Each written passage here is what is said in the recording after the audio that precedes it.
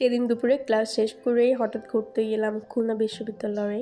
খুলনা বিশ্ববিদ্যালয়ে ঢোকার মেন রাস্তাটায় যেন মন ভালো করে দেওয়ার মতো। চারপাশটা এতটাই শান্ত আর নিরিবিলি ছিল, সবুজে ঘেরা ছিল।